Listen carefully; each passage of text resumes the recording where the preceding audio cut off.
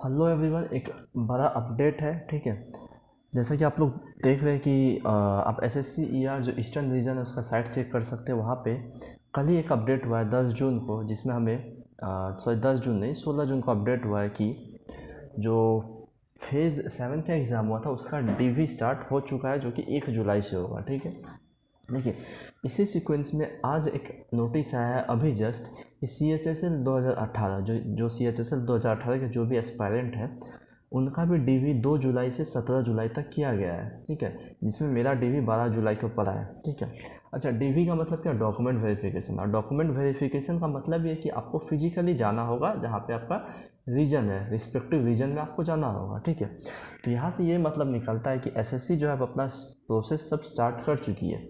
तो अब इसमें और टाइम नहीं लगेगा कि जो एग्ज़ाम्स के नोट जो एग्ज़ाम्स डिले हुए, पोस्टपोन हुए हैं, उनका भी नोटिस वो लोग देना स्टार्ट कर दें। ठीक है, तो यहाँ पे आपको यहाँ से क्या सीखना है कि आपको अपना पढ़ाई चालू कर देना। अगर आप नहीं पढ़ रहे तो अभी भी समय है।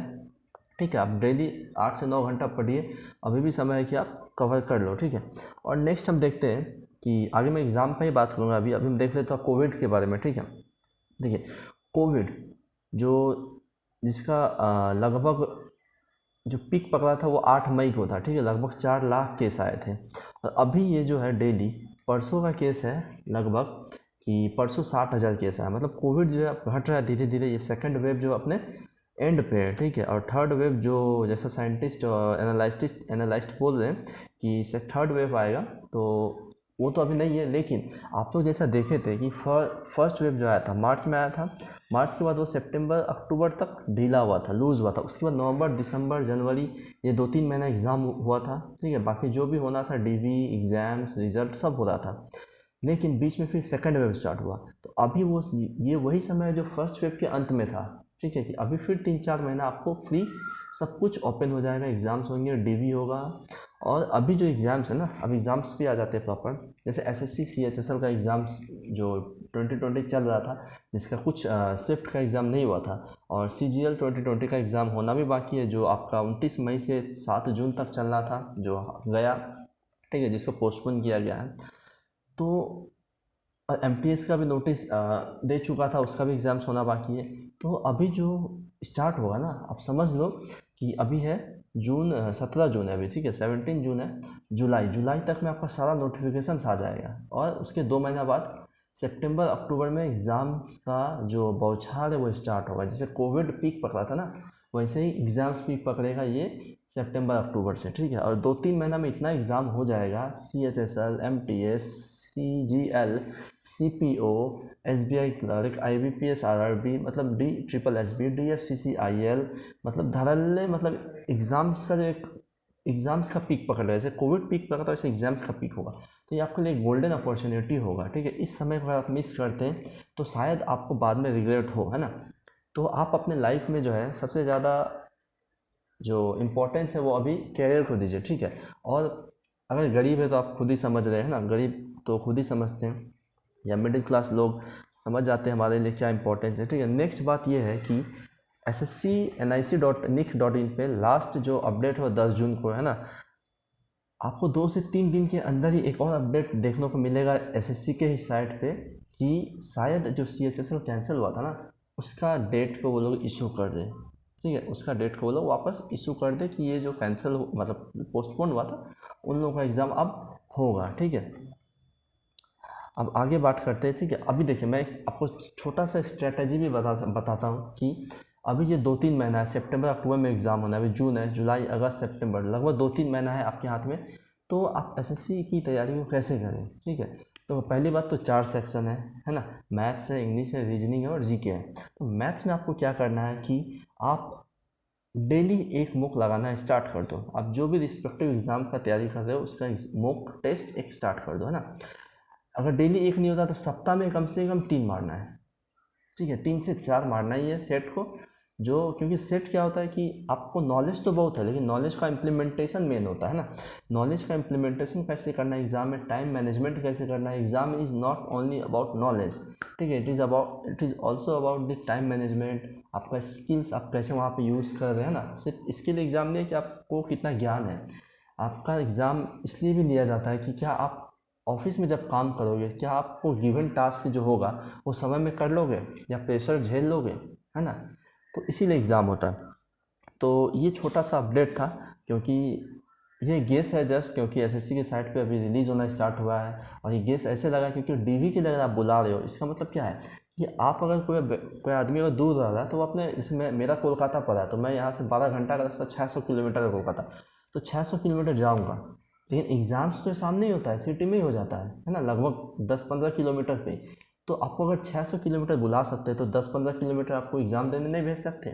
तो हाँ, इसीलिए यहीं से गेस लगाया गया कि अब आएगा, ठीक है। और कोविड का केसेस भी कम हो चुका है, तो सारा सिचुएशन फेवर में है। और हम लोग जो है लगातार ट्विटर कैंपेन से गवर्नमेंट पे प्रेशर भी बना रही, जिसकी वजह से गवर्नमेंट भी प्रेशर में है और उनको वो जवाबदेही भी है, ठीक है। तो वो लोग अभी धीरे धीरे स्टार्ट कर रहे हैं सब कुछ।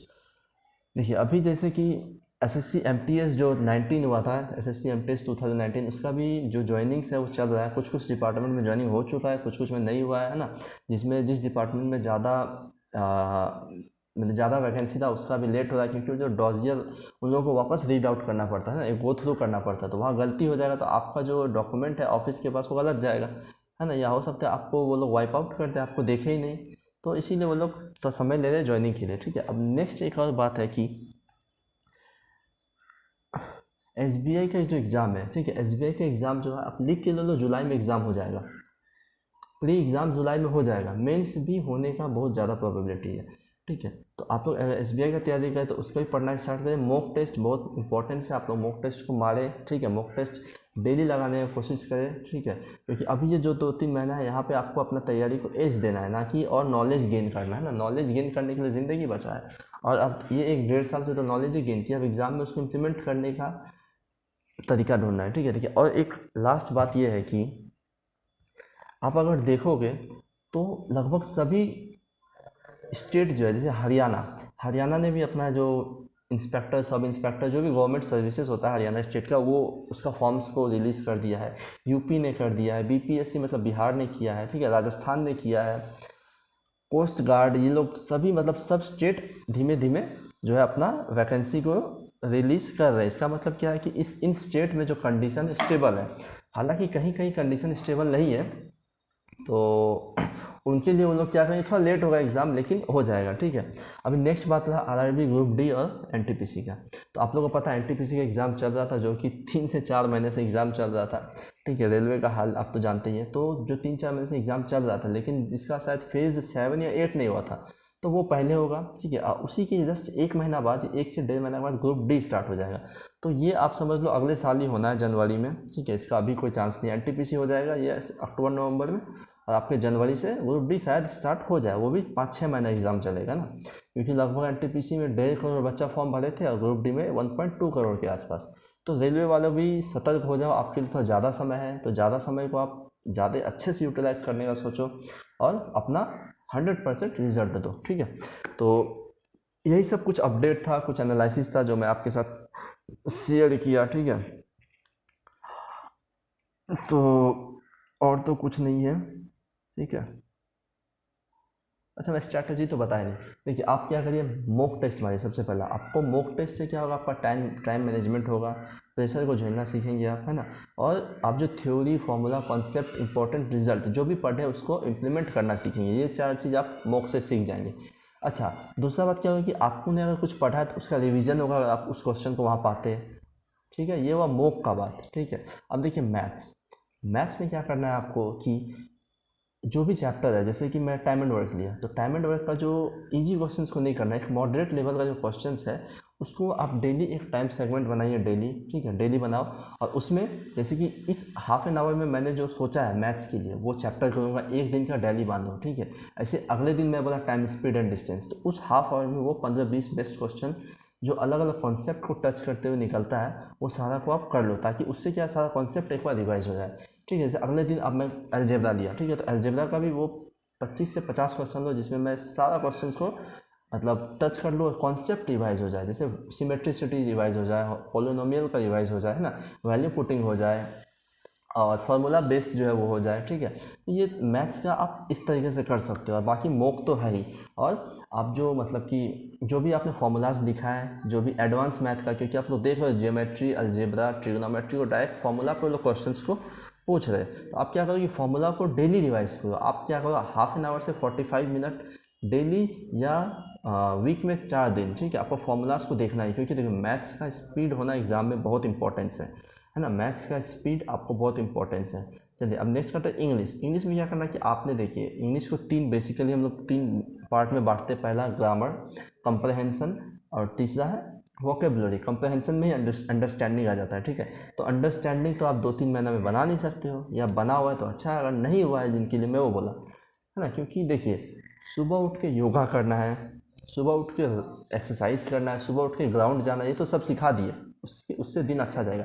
लेकिन ये कोई नहीं बताया कि अगर मैं सुबह उठ के योगा नहीं कर पाया, अगर मैं सुबह उठ के ग्राउंड नहीं जा पाया, अगर मैं सुबह उठ के एक्सरसाइज नहीं कर पाया, तो भी मैं कैसे चीज़ों को अच्छे तरीके से पूरे दिन भर में करूँगा, है ना। बातों को समझेंगे कि ये सभी बताते हैं कि सुबह उठ के योगा करो, एक्सरसाइज करो तो दिन अच्छा जाएगा। अरे मैं कुछ प्रॉब्लम की वजह से नहीं कर पाया तो भी दिन कैसे अच्छा जाए, तो ये कोई नहीं बताता, ठीक है। तो यही मैं बता रहा हूँ आपको कि अंडरस्टैंडिंग इंग्लिश में क्या है कि अंडरस्टैंडिंग आपका अगर नहीं हुआ है, 2-3 पिछले नहीं है, आप नए हो, तो छोड़ दो अभी उसे। आप मेन करो वोकेबलरी पे जाओ, वोकेबलरी को याद करते हो, क्योंकि ये वोकेबलरी डेली पार्ट है, आपको डेली याद करना पड़ेगा। ऐसा नहीं है कि आपने याद किया और उससे कुछ अलग आया, अलग आया तो आप नहीं कर पाओगे, ऐसा वाजिब है, ठीक है। और अलग आया तो एक और रास्ता है कि आप कर पाओगे जब आपने बहुत सारा वर्ड्स को पढ़ा हुआ है, आप ऑप्शंस को भी वहाँ से एलिमिनेट कर पा रहे हो कि ये ऑप्शंस तो इसका मतलब ये होता है ना, तो वो भी होगा। चलिए अब नेक्स्ट आया, हमने कॉम्प्रहेंशन का बात किया है कि आपने अगर अंडरस्टैंडिंग नहीं बनाया तो कोई बात नहीं, अभी भी समय है, मतलब समय है आगे के एग्ज़ाम के लिए, अभी के लिए तो नहीं। अभी आप एग्ज़ाम्स को फोकस करो और कहाँ पे मार्क्स स्कोर करना है वो आप कर लो, ठीक है। सेकंड बात रहा आपकी ग्रामर पार्ट। तो ग्रामर पार्ट अभी भी अगर आप 1 मंथ चाहो ना तो 1 मंथ में पूरा रिवाइज होगा, है ना। मैंने खुद 2 मंथ्स में अच्छे से ग्रामर को रिवाइज किया हो। सेकंड टाइम मतलब मैं तैयारी जब स्टार्ट किया था उसके सेकंड टाइम जब किया था, है ना, तभी तो मैंने पहला मतलब फर्स्ट टाइम मैं 3 महीने में ग्रामर को ख़त्म कर दिया था। तो आपको ये तीनों यहाँ पे इंग्लिश का करना है ना।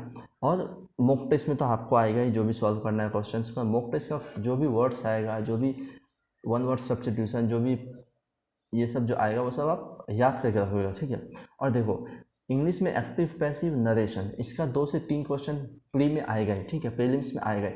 तो एक्टिव पैसिव और नरेशन बहुत ईजी है ना। कुछ रूल होता है, बस देखना, सब्जेक्ट ऑब्जेक्ट, ऑब्जेक्ट सब्जेक्ट, है ना, इसको देखना होता है। और टेंस चेंज होता है नरेशन में, तो वो बस वही इजी मतलब चेक करना हो, आप 10 दिन में रिवाइज कर लोगे पूरा क्वेश्चंस के साथ, ठीक है। तो आप देखो इंग्लिश का ये ना। रीजनिंग क्या करना है, आपको मॉक टेस्ट के भरोसे रखना है। रीजनिंग में कुछ एक्स्ट्रा नहीं आने वाला, एसएससी जो है एकदम इजी रीजनिंग पूछती है, ठीक है। तो रीजनिंग के लिए आप मॉक टेस्ट ही इनफ है, या आप हो सकता है तो एक अड्डा ऐप है, ठीक है, उसमें अड्डा ऐप पे आपको रीजनिंग का सेगमेंट का डेली क्यूज आता है, तो उसको आप अटेंड कर सकते हो। 2-3 क्यूज आप डेली दे दो, 10-10 क्वेश्चन का होता है, ठीक है। तो वो भी बेस्ट रहेगा आपके लिए अगर आप कुछ एक्स्ट्रा करना चाहते हो। बाकी रीजनिंग के लिए इतना ही है।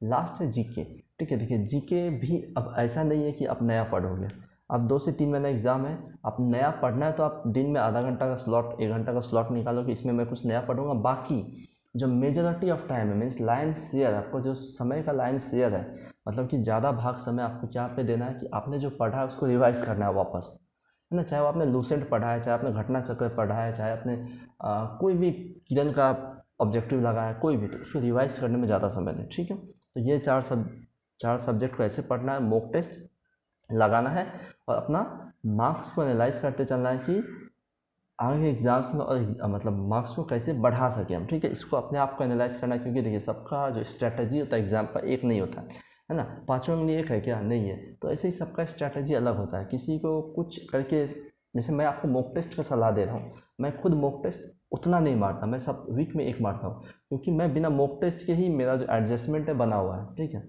मुझे टाइम मैनेजमेंट में दिक्कत नहीं होता है। तो मैं मॉक टेस्ट में सिर्फ मेंस में मैथ का मॉक टेस्ट मारता हूँ बस। बाकी मेरा जो सब सब्जेक्ट है सब में टाइम मैनेजमेंट लगभग है, ठीक है। तो यही मैं बोला कि स्ट्रैटेजी सबका अलग होता है, सबका जो अप्रोच होता है वो अलग होता है ना। तो आप एक दूसरा को कॉपी करके एग्जैक्ट नहीं कर सकते, आपको अपने ऊपर इम्प्लीमेंट करके देखना होगा कि क्या आप पे फिजिबल है, क्या आप पे प्रैक्टिकल है, क्या आप पे काम कर रहा है, ठीक है। ये है देखिए। तो ये था आपका एसएससी का, ठीक है। इसमें CHSL, MTS, CGL सब कवर हो चुका है ना। और जैसे कि आप रहा SBI का एग्ज़ाम, SBI में भी आप क्या करो, मॉक टेस्ट ही मारो, ठीक है, मैक्सिमम मॉक टेस्ट, क्योंकि SBI में मैं भी मॉक टेस्ट मारा तो मैं देख रहा हूँ कि इम्प्रूवमेंट है आस्ते आस्ते।